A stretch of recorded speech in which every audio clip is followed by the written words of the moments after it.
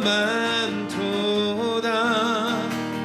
예수 예수 귀한 예수 믿음 더욱 주소서. 예수 예수 귀한 예수 믿음 더욱 주소서.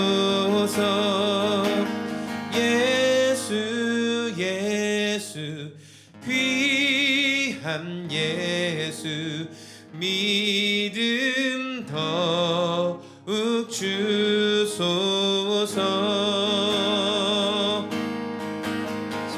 21장 14절에서 17절까지 우리 번갈아 가면서 우리 한번 읽고 17절은 같이 읽도록 하겠습니다. 제가 14절부터 읽겠습니다. 맹인과 저는 자들이 성전에서 예수께 나아오매 고쳐주시니. 네, 우리는 이제 지난주 말씀을 통해서 예수님이 예루살렘 성전 안에 들어가셨는데 성전 안에서 이렇게 장사하는 사람들, 장사꾼들을 쫓아내시고 했던 내용들을 우리가 살펴볼 수 있었습니다. 이 사람들은 성전 안에서 늘 있었어요. 그래도 이방인의 뜰이라는 곳에서 늘 상주해서 머물러 있었는데 예수님께는 쫓겨났죠. 니는 나가야 된다. 이렇게 말씀하셨어요. 왜 그랬냐면 성전 안에 몸은 늘 있었지만 마음은 어디 있었냐면 돈 버는 거, 저 사람들을 동원해서 돈 많이 버는 거, 그거에만 관심이 있었어요. 그런데 이 성전에서, 그러니까 성전에 오는데 뭔가 짐승을 자기가 원래 자기의 고향에서부터 준비해서 오는 게 아니라 예루살렘에 와서 짐승을 준비하는 것 자체는 잘못된 게 아니었어요. 왜냐하면 여행객들이 멀리에서부터 짐승을 끌고 올 수 없잖아요. 말귀 못 알아듣는 짐승을 자기 고향에서부터 데려오는 거 얼마나 힘든 일이겠어요, 그렇죠? 그래서 하나님이 예루살렘 성에 와서, 그리고 어디에서? 시장에서, 예루살렘 시장에서 얼마든지 짐승을 사서 성전 안에 데리고 와서 예배 드리는 거 하나님께서 잘못됐다고 하시지 않았어요. 근데 이 사람들은 한 푼이라도 돈을 더 많이 벌으려고 어떻게 했냐면 성전 안으로 그 매매 행위를 끌고 들어온 거예요. 그러니까 시장에서 해야 될 일을 성전 안으로 끌고 들어와서 여기에서 자기들이 독점한 곳에서만 살 수 있도록 그런 행동을 했기 때문에 예수님에 의해 쫓겨나게 된 것을 우리가 말씀을 통해 살펴볼 수 있었죠. 그러니까 이들의 이런 악한 모습 때문에 성전은 원래는 모든 민족이, 예수님은 유대인들뿐만 아니라 온 모든 민족이 다 하나님께 기도하는 곳으로 성전이 사용돼야 되는데 거기가 강도의 소굴이 되었다라고 이제 말씀을 하셨어요. 그리고 성전 안에서 이제 막 큰 소동이 난 거죠. 예수님이 상도 둘러 엎으시고 막 쫓아내시고 이렇게 노끈으로 채찍을 만들어서 막 짐승들도 빨리 나가라 막 이렇게 하니까 성전이 막 난리가 났어요. 사람들은 다 도망갔어요. 그런데 신기하게 사람들이 다 지금 막 뛰어나가고 도망가고 있는데 이상하게 예수님께 걸어오고 있는 사람들이 있었어요. 다 도망가고 있는 상황 가운데 누구였냐면 말씀해 보니까 그 앞을 보지 못하고 다리를 저는, 다리에 장애가 있는 장애인들이 와서 예수님께 지금 오고 있는 거예요. 그러더니 예수님 저희를 고쳐주세요 이렇게 요청했어요. 그러니까 예수님은 그 난리를 하시다가도 이들을 보시고 다 고쳐주셨어요. 이들의 연약함을 고쳐주셨죠. 그런데 예수님이 성전 안에서 이 장애인들을 고쳐주셨다는 내용은 마태복음에만 나와요. 다른 데는 안 나오고 마태복음에만 나오는 사건이에요.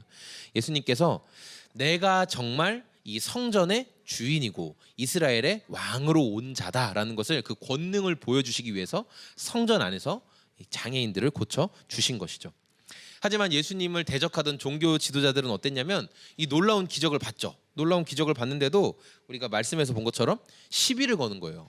그러면서 이들이 하는 말이 뭐냐면 호산나 다윗의 자손이여 라고 외치는 그 환호성을 예수 당신 듣고 있습니까? 이렇게 말해요.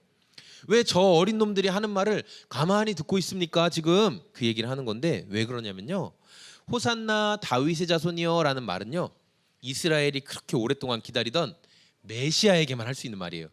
그 당시에 유명한 랍비들이, 그러니까 선생님, 율법 선생님들이 있었지만 감히 그 사람들한테 존경합니다라고 말할 수 있지만 그 사람에게 호산나 다윗의 자손이여 이렇게 말할 수 없었어요. 그렇게 말하면 이 사람도 지금 나 죽이려고 하는 거야? 그런 말 하지 말라고.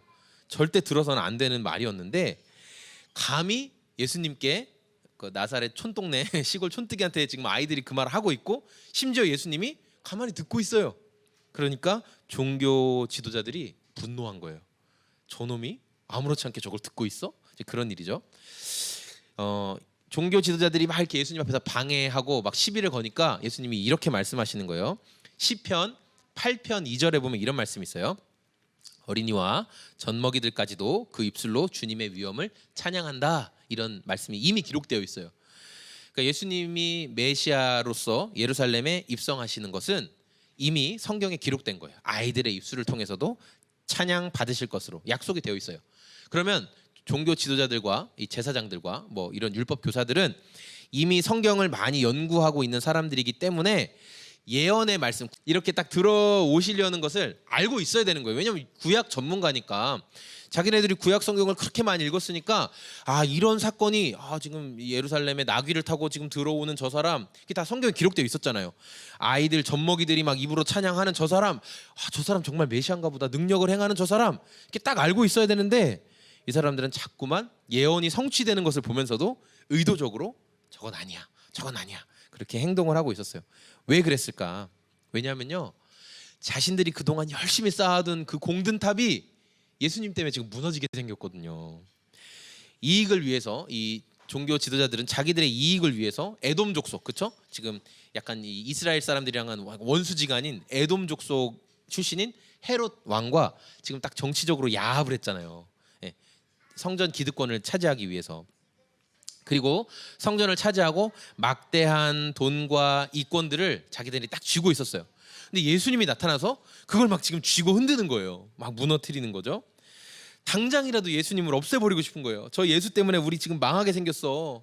우리가 그동안 열심히 쌓아놨던 거 저 예수가 나타나서 인기도 다 뺏어가지, 사람들의 관심도 다 뺏어가지, 심지어 성전에서 우리 쫓아내잖아. 저것 때문에 우리 망하게 생겼어. 지금 종교 지도자들의 마음은 딱 그런 마음이었던 거예요. 우리가 예수님을 진짜 만나게 되면 어떤 일이 벌어지냐면은 그동안 내가 쌓아놨던 나의 어떤 내 구역이라고 할 수 있는 게 흔들리게 되는 일이 벌어지는 거예요. 예수님을 만나게 되면. 이거를 신학적으로 표현하면 뭐냐면 내 삶의 주도권이 나에게서부터 누구에게로 넘어가요? 예수님께 넘어가는 거예요. 신학적으로 표현하면. 이걸 쉽게 표현하면 뭐예요? 예수님이 우리의 판을 쥐고 흔드시는 거예요. 쉽게 표현하면 오늘 말씀 제목처럼 주님의 주권을 인정하면서 예수님께 나아갔던 이 장애가 있던 사람들은 오히려 그들의 문제가 회복이 됐죠. 눈도 보게 되었고 저는 다리도 깨끗하게 나음을 입었어요. 반대로 자기의 주도권을 놓치지 않으려고 꽉 쥐고 있었던 종교 지도자들은 어떻게 됐어요? 기적을 보았지만 어떠한 은혜도 누리지 못하고 자기들이 전문 분야라고 했던 그 구약. 근데 예수님이 니는 구약 말씀도 몰라? 오히려 자기들이 어리석은 자요 죄인이라는 것만 더 드러나게 됐다는 거예요. 자기 주도권을 끝까지 쥐려고 했던 사람들은. 그래서 저는 오늘 말씀을 통해서 우리가 성전 안에서 만날 수 있는 두 부류의 사람들의 모습을 살펴보고 우리가 앞으로 어떠한 모습으로 예수님께 날마다 나아가야 할지를 함께 말씀을 통해 나누려고 해요. 먼저 우리가 성전에서 만났던 예수님을 만났던 한 부류의 사람들은 뭐냐면 예수님께 소망을 두고 있던 사람들이에요. 우리 14절 말씀 천천히 읽어볼게요. 맹인과 저는 자들이 성전에서 예수께 나아오매 고쳐 주시니. 아멘. 이미 성전 안에서 몸은 머물고 있었지만 쫓겨난 사람들 우리가 살펴봤죠. 이 사람들은 왜 쫓겨났냐면 성전의 원래 존재의 목적, 하나님을 예배하고 하나님께 마음과 정성을 다해 다하는 곳이라는 그 성전 원래의 목적에서 벗어난 마음, 그냥 온통 돈 버는 거, 돈에 마음 쏟고 있는 거, 그런 마음 때문에 이들은 쫓겨나게 됐어요. 환전상인의 상을 둘러엎으시고 노끈으로 채찍을 만들어서 다 해서 막 쫓아내시고, 그러니까 성전 안에 지금 난리가 났죠. 이방인의 뜰이라는 곳에 모여있던 수많은 무리가 혼비백산하면서 다 지금 막 뿔뿔이 흩어졌어요. 그런데 이런 상황 가운데 예수님께 접근하는 사람들이 있었고요. 그게 14절에 나아오메라는 말씀이에요. 나아오메, 예수님께 나아오메라는데 이게 이제 원어적인 번역으로는 뭐냐면 어떠한 목적지를 향해 간다, 어떠한 목적지를 정해놓고 그곳을 향해 간다라는 게 이제 나아오메의 원어적인 표현이에요. 근데 이걸 복음서 안에서는 어떻게 사용됐냐면은 예수님께 간절한 마음을 가지고 나아가는 사람들의 태도를 말할 때 이 나아오메라는 표현을 사용했어요. 그러니까 성전 안에서 예수님이 장애를 가지고 있는 사람들 치료해 주셨다. 이건 이제 마태복음에만 나오는 내용인데 이 사람들이 예수님께 나아가면서 예수님께 나아가는 목적을 가지면서 어떤 마음을 가지고 나아갔을까? 야, 우리도 예수님께 나아가서 한번 사람들한테 자랑할 만한 그런 어떤 만남을 가져보자. 또는 아, 예수님 보니까 인기도 많은 것 같고 제자들도 많이 데리고 다니는 거 보니까 돈도 많은 것 같아. 우리 예수님께 좀 적선 좀 한번 크게 받아보자, 이런 마음으로 나아갔을까? 그렇지 않겠죠. 이들은 예수님만이 우리를 회복시켜 줄 수 있다, 예수님께 나아가면 우리가 살 수 있다라는 마음을 가지고, 간절한 소망을 가지고 나아갔다라는 거예요. 그리고 예수님은 거기에 나온 사람들 숫자가 몇 명인지 모르지만 맹인과 다리 저는 자들이니까 여러 명, 아주 다수의 장애인들을 고쳐주셨다라는 것을 우리가 말씀을 통해 알 수 있어요. 저는요, 이 말씀을 보면서 예배는 과연 뭘까? 우리가 예배 드리는 게 뭘까에 대한 질문을 하게 됐어요. 성전에서 예수님을 향해 간절한 마음을 가지고 나아갔던 이 장애인들이 예수님을 만났고 자신들의 문제가 해결받았잖아요. 우리도 소금 제작소 우리 성도님들도 매 주일마다 사실 우리가 예배를 드리잖아요. 매 주일마다 예배를 드리고, 오늘도 예배 시작하기 전에 이제 영상으로 각 유명한 교회들 실시간 엄청 많이 떠 있어요. 엄청나게 많은 이제 한국 교회 안에서 오늘도 예배를 드리는데, 우리도 이 장애인들이 예수님을 만나고 회복됐던 것처럼 우리도 예배 가운데 그런 회복이 있나라는 질문을 제가 하게 됐어요. 예수님 당시에 성전은 영적으로 완전히 무너진 상태였어요. 온전치 못한 상태에서 어쨌든 제사의 기능만 계속 하고 있었던 거예요. 왜냐하면 성전 안에는 도둑놈들만 있었으니까. 근데 기능은 계속 한 거예요. 그냥 짐승 잡고 피 뿌리고 불 태우고 이건 계속 했던 거예요. 그런 상황이 길다 보니까 그 당시 성전에서는 뭐 하나님의 말씀도 없었고, 그리고 기적도 안 나타났고, 암흑기, 그러니까 침례 주던 요한이 나타나기 전까지 구약과 신약 사이에 약 400년간이 신구약의 중간기다 또는 암흑기다라고 말하는, 하나님이 어떠한 말씀도 하시지 않았어요. 어떠한 선지자도 보내시지 않았어요. 그 시기였던 거예요. 하나님의 침묵기. 그런데 오늘 우리 예배도, 그러니까 우리가 점검해 보자는 거예요. 우리 예배도 이런 침묵기 같은 예배를 드리고 있지는 않나라는 생각을 말씀을 통해 하게 됐어요. 우리가 예배를 드리면서 하나님 이곳에 계시고 우리의 예배를 받으시고 우리가 정말 주님을 진실하게 인정하고 그렇게 예배하고 있는지, 그래서 하나님 우리에게 은혜를 베풀어 주시고 우리의 예배 가운데 막 우리의 염려나 근심이나 또는 실질적인 어떤 질병과 그런 아픔의 문제들이 해결되는 그런 은혜를 누리고 있는가. 적어도 말씀을 들으면서 그래 내가 해봐야 되겠다, 하나님이 함께 계시니까 내가 이번 한 주도 힘내서 살아가 봐야 되겠다, 이런 위로가 있나. 그런데 그게 아니라 그냥 주일이 왔구나, 시간을 잘 보내자 잘 견뎌보자, 자 그리고 돌아가자, 이런 마음으로 예배하고 있진 않나. 우리의 진짜 예배는 무엇인가, 예수님이 성전에서 회복시켜 주시길 원했던 그 예배란 무엇인가를 말씀을 통해 우리가 돌아보면서 우리 삶에 정말 예배에 대한 회복이 있기를 소망하는 것이에요. 두 번째 우리가 만날 수 있는 또 한 부류는 뭐냐면, 자신이 쌓아둔 것을 포기하지 못했던 사람들을 우리가 말씀을 통해 만나볼 수 있어요. 우리 15절 말씀인데요, 15절 말씀 같이 한번 읽어보겠습니다. 대제사장들과 서기관들이 예수께서 하시는 이상한 일과 또 성전에서 소리질러 호산나 다윗의 자손이여 하는 어린이들을 보고 노하여. 아멘. 그러니까 매일 제사를 드리고 사람들에게 성경을 가르치던 전문가들이 예수님의 모습과 사람들의 태도 앞에 굉장히 분노하는 것을 보게 됐어요. 우리 개역개정 성경에 보면 이상한 일, 예수께서 하시는 이상한 일이라고 번역이 됐잖아요. 그런데 이제 보다 원어적인 가까운 번역은 뭐냐면 예수님이 하신 놀라운 일이라는 거예요. 그들은 예수님 앞에서 어떤 일이 벌어진 걸 봤냐면, 눈 먼 사람들이 눈이 보게 되었고 걷지 못하는 사람들이 걷게 되는 것을 보게 됐어요. 그러니까 놀라운 일이죠. 그런데도 이 사람들은 예수님을 향해서 지금 이상한 일을 하고 있습니다, 당신은, 이렇게 말을 하는 거예요. 어린 아이들이 호산나 다윗의 자손이여 라고 외치는 소리에도 굉장히 민감하게 반응을 해요. 왜냐하면 구원자에게만 할 수 있는 그 호칭을 예수 당신이 왜 아무렇지 않게 받고 있느냐, 지금 이제 그런 태도인 거예요. 16절 말씀해 보니까 이 아이들이 하는 말을 당신은 듣고 있는 거 맞아요? 지금 이 사람들이 이런 태도로 물어보는 거예요. 제가 얼마 전에 이제 교회에 있다가 집으로 가는 길에 여기 모충동 사거리, 뭐 꽃다리 사거리 큰 대로 있잖아요. 저기에서 웬 아주머니 세 분이 그 신호등 옆에서 피켓을 들고 이렇게 서 계신 거예요. 그래서 제가 무슨 뭐 또 시위를 하나 보다, 옷도 맞춰 입고 막 그러고 있어서 어떤 시위를 하나 보다 하고 이제 제가 지나가다가 유심히 봤는데, 그 피켓에는 이제 어떤 내용이 있었냐면은 자칭 인터넷 대통령이라고 하는 분 사진이 대문짝만하게 딱 박혀 있고, 결혼하면 1억, 주택지원금 2억, 출산 시 5천만 원을 무상으로 주겠습니다 막 하는, 그 스스로 정치인이라고 말하는 그분 누군지 알죠? 기호 제일 마지막 번호에 항상 나오는, 그 그분, 하여튼 제가 이름은 다 말할 수 없네. 그분을 홍보하는 게 있던데, 그분이 지금 인터넷으로 홍보를 엄청 많이 하고 심지어 진짜 심각한 팬클럽도 많아요. 그래서 계속 그분이 답이다 이러면서 그냥 인터넷에 글을 도배하는 사람들이 엄청 많거든요.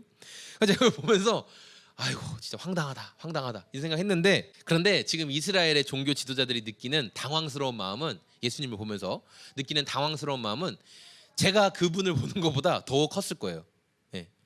이스라엘의 구원자에게만 붙일 수 있는 놀라운 호칭을 지금 저 나사렛 촌동네 저 시골 촌놈이 갑자기 예루살렘에 나타나더니 애들도 막 노래를 부르고 하니까 너무너무 화가 난 거예요, 종교 지도자들이. 그래서 당신 왜 저 아이들한테 니네 입 다물어라 그 말을 안 하냐, 왜 조용히 듣고만 있느냐, 설마 네가 진짜 메시아라고 인정하는 거야? 이제 이런 반응으로 예수님께 물어보는 거예요. 아이들이 지금 부르는 노래를 예수님이 정말 인정한다면 이 사람들은 예수님을 신성모독, 하나님을 모독하는 행위를 한다라고 해서 지금 죄명을 딱 씌울 수 있는 되게 무서운 행동이었거든요, 그 아이들이 하는 말이. 예. 저는 이 상황을 보면서 제사장들과 성경 교사들이 지금 왜 분노하고 있나, 왜 분노할까 그런 질문을 해보게 됐어요. 우리 각자가 다 이 분노라는 감정을 느낄 때가 있어요. 분노라는 감정을 느끼는데 사람들이 언제 분노할까? 뭐 사람마다 다르겠지만 대부분은 이런 것 같아요. 내 상식에서 벗어나는 일이 생겼을 때, 내가 어떤 가치 판단을 내리는데 그것에서 벗어나는 일이 생기면 우리가 분노하게 되더라고요. 이 종교 지도자들이 지금 몇 가지 상황에서 분노하게 되는데, 첫 번째는 이거예요. 메시아에게만 불러드릴 수 있는 노래를 아이들이 부르는 것을 보고 분노했죠. 어떻게 저 아이들이 그걸 부를 수 있을까? 그런데 이걸 조금 더 깊게 생각하면 아이들이 뭘 알겠어요. 그러니까 그 분노는 뭐냐면 알지도 못하는데 부모들이 아이들에게 가르친 거잖아요. 얘들아, 저분이 메시아란다. 그러니까 아이들은 그걸 따라한 거죠. 그러니까 그 부모들, 알지도 못하는 것들이, 성경도 모르는 것들이 애들한테 쓸데없는 걸 가르쳤어? 거기에서 지금 분노한 모습, 부모들에게 분노를 한 거예요. 그런데 또 더 나아가면 뭐예요? 아이들이 부르는 노래, 부모들이 가르치는 그 노래를 막지 않는 예수님을 보면서 분노하는 거예요. 감히. 이 사람들의 분노가 되게 의로워 보이죠. 그러니까 하나님을 모독하는 게 안 되니까. 그래서 이 사람들이, 종교 지도자들이 되게 분노한 것처럼 느껴지지만 실제로 이들이 그런 거룩한 이유 때문에만 분노한 것은 아니라고 볼 수 있어요. 신성 모독은 사실 핑계거리예요. 이 사람들이 분노한 진짜 이유, 저는 이렇게 생각해요. 자기들이 쌓아둔 공든탑이 예수님 때문에 무너지게 생겼으니까. 그렇죠? 그러니까 지금 빨리 예수님을 없애버리고 싶었던 거예요. 저분의 권위를 다 없애버리고 싶었던 거예요. 종교 지도자들은 성전이라는 자신들만의 구역을 딱 차지하고 있었죠. 거기에서 막대한 이득을 누리고 있었어요. 성전은 내 영역이에요. 이건 내 영역. 그 하루 강아지들도, 로아도 집에서는 막 소리 지르거든요. 우리 집이나 뭐 내가 왕이야, 하지 마, 엄청 소리 질러요. 예. 왕처럼 행동하죠. 종교 지도자들이 이 쌓아둔 공든탑은 갑자기 나타나신 예수님 때문에 막 흔들리기 시작했어요. 갑자기 나타나셔가지고 입으로는, 종교 지도자들은 입으로는 성전의 주인은 하나님이십니다라고 말했지만 실제로는 성전의 주인은 우리야, 이렇게 생각했던 사람들이에요. 그래서 주인이 있는데 성전에서 애들이 나타나서 뭐 다윗의 자손 뭐 호산나 하는 게 어딜 감히, 이놈들 내가 주인인데 니들이 떠들어, 이런 분노하는 마음이 일어났다는 거예요. 그러니까 예수님이 싫은 거예요. 왜 내 구역에 나타나서 난리를 치는 거야? 화가 난 거예요. 저는 이들의 이런 행동을, 이 16절, 예수님이 그 행동을 이 16절에 보고 말씀하시는데 이런 말씀이죠. 예수께서 이르시되 그렇다, 어린 아기와 젖먹이들의 입에서 나오는 찬미를 온전하게 하셨다함을 너희가 읽어본 일이 없느냐 하시고, 예수님이 이렇게 말씀하셨어요. 그러니까 시편에 보면 메시아가 올 때 이런 일이 벌어질 거라고 이미 다 기록되어 있는데 너희들은 성경 전문가라고 하면서 이거 못 읽어봤냐 너희? 예수님이 오히려 반문하시는 거죠. 아이들 같은 믿음도 없는 너희들은 아이들 같은 믿음도 없어. 왜? 항상 무엇을 생각할 때마다 늘 꼬아서 생각하거든. 늘 네 이득이 무엇인지를 먼저 생각하거든. 너희들은 진짜 어리석은 자들이야. 예수님이 이렇게 말씀하시는 거예요. 오늘 말씀을 정리하겠습니다. 예수님이 예루살렘 성전 안에서 일어나는 이 악한 모습들을 보고 분노하셨어요. 그것을 바로잡기 위해서 짐승을 사고 판 환전상들을 다 내쫓으시고 성전 안에서 장사하도록 그래서 허락해준 종교 지도자들과 지금 1대1로 탁 맞붙고 계세요. 그 난리통에 사람들은 다 막 도망치고 흩어졌지만 오히려 장애를 가진 사람들은 예수님께 더 가까이 나아왔어요. 그리고 예수님은 그들의 간절한 마음을 받으시고 그들의 장애를 다 치료해 주셨죠. 성전 안에서 병든 자를 치료해 주시는 예수님의 모습을 보면서 우리는 진짜 예배는 무엇인가, 참된 예배가 뭔가를 항상 질문해 봐야 돼요. 나는 매주일 예배를 드리면서도 내가 정말 주님과 이렇게 상호작용이 있나, 우리는 주님께 나아가고 주님은 우리를 만나주시는 그 상호작용이 있는지를 우리가 생각해 봐야 되겠어요. 예배 속에서 주님이 나를 만나주시고 나는 또 주님의 은혜를 누리고 있는지 우리가 점검해 봐야 되겠어요. 주님이 주시는 은혜 때문에 예배를 드리는 가운데 걱정이 막 사라지는 거예요. 근심을 가득 안고 주일날 나왔는데 예배 드리다 보니까 이겨낼 수 있겠구나, 괜찮구나, 살 수 있겠구나라는 소망이 생기는 것. 이렇게 은혜를 경험하는 게 정말 필요한 거예요. 근데 예배를 드리면서도 아무런 소망이 없어요. 아무 삶에 나아지는 것도 없고 근심은 여전하고, 오히려 더 무거워졌어요. 그거 언제 해결하나, 더 근심이 생기고 어떠한 자유함도 없고. 그럼 우린 질문해 봐야 돼요. 혹시 지금 주님이 내 그 욕심, 내 파는 내 욕심일 수도 있죠. 그러니까 내가 쥐고 있는 거 어떤 것, 이건 내가 해야 돼, 내가 감당해야 돼, 이건 내가 다 답을 내야 돼 하는 그 쥐고 있는 것을 주님이 이건 내려놔 흔들고 계시는데 내가 종교 지도자들처럼 안 놓는 거예요. 이건 내가 한다고요, 신경 쓰지 마세요, 내 힘으로 할 거예요. 그럼 어떻게 돼요? 근심만 더해지는 거예요. 근심만. 예수님을 만나면 우리의 판이 흔들리게 됩니다. 그동안 내가 쌓아둔 무수한 계획들이 무너지고 예수님 안에서 다시 세워지게 돼요. 예수님 안에서 다시 세워지게 되는 거예요. 내 계획보다 예수님의 인도하심이 더 완벽하다는 것을 인정하는 게 성도의 삶이에요. 예수님이 세운 게 더 완벽해. 예수님을 만난 성도의 삶에서 내가 쌓아둔 공든탑이 흔들리는 상황이 온다면 우리는 그때 어떻게 해야 되냐면 예수님께 더 간절히 매달려야 돼요. 예수님, 흔들어 주십시오. 그리고 새로 만들어 주십시오. 우리가 그렇게 해야 되는 거예요. 종교 지도자들처럼 자신의 것을 붙들고 내려놓지 못하는 인생이 아니라 오히려 우리의 판을 예수님이 쥐고 흔드실 때, 그러니까 내 문제, 내 걱정, 내 염려를 쥐고 흔드실 때, 또 예배 가운데 그런 것들이 자꾸 생각이 날 때 오히려 더 주님께 나아가서 주님, 이 문제를 주님께 올려드립니다. 지금 우리 각자 다 근심하는 것들이 있어요. 주님께, 주님, 개 올려드립니다. 그 상황 올려드립니다. 주님이 책임져 주십시오. 주님이 판을 바꿔주십시오. 이렇게 기도할 수 있는 저와 우리 소금 제작소의 모든 성도님들이 다 되시길 소망합니다. 아멘.